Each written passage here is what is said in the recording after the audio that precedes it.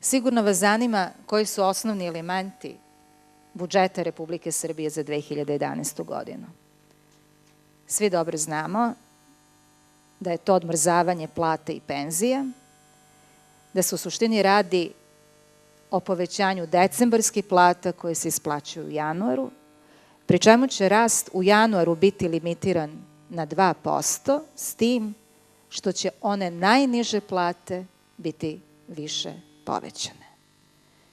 Kod rasta zarada mora se voditi računa o tome da se ne sme ugroziti fiskalno pravilo deficita i nije, i da ne sme biti ugroženo smanjenje učešća izdataka na plate i penzije, na koje smo se obavezali Zakonom o budžetskom sistemu, a koji iznosi 8% društvenog proizvoda za plate i 10% društvenog proizvoda za penzije.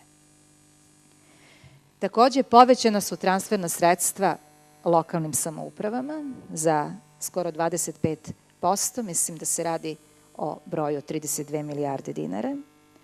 Dakle, postepeno se vraćamo na nivo pre krize.